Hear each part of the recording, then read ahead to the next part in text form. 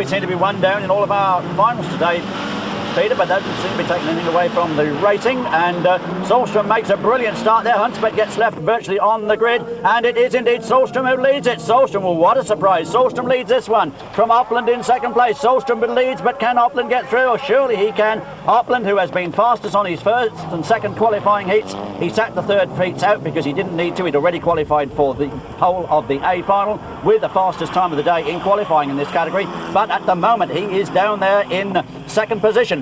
Ludwig Hunspett up to third place ahead of Bernd Leinemann, but it is still Lasse Solstrom leading this one. This is a big turnaround. This is a big surprise, and I think probably for the first time here at a long time we are seeing an Escort Cosworth leading an A final. But for how much longer, I ask myself, because surely Opland is coming through now. He is. Opland is through. EIVIND Opland from Norway goes ahead of Sweden's Lasse Solstrom. Hunspett is right there in a third place. Then comes Bernd Leinemann. Gunnar Kittelsen completes the order with, of course, Henning Solberg will be classified sixth, the non-starter.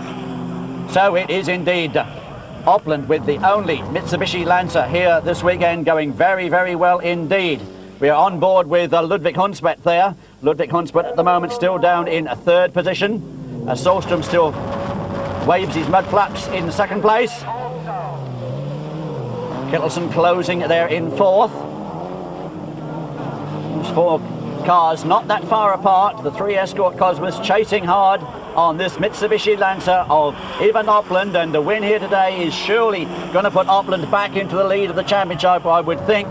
And Gunde Svan, of course, is going to have to wait for the break now to Belgium to try and regain that lead in the series if he possibly can. Remember, it's 8 rounds to count, but Opland was excluded from an earlier round for a technical infringement. He has to include that in his score, so theoretically, for this man leading this race, this year it is a 7-round championship because he must count the no score for the exclusion in those best 8 performances. So that's why Opland has got to win if he possibly can, whenever he can. And he is doing that in fine style here at the moment. You can see a little bit of damage to the front end of the car after that first lap, when I think maybe he had a bit of a coming together with the car that's now placed there in second place. But 4 cars well clear now. 4 cars well clear. Solstrom still there in second place, Hunspett in third, Leinemann fourth. And Gunnar Kittelsen, I think, has retired from this race. I can't see anything of Gunnar at the moment. But there is his fellow countryman then, Opland, who has been around the European Rallycross scene for a number of years now, and looking as though he may well be on his way this year to his first ever European Championship title. Opland it is.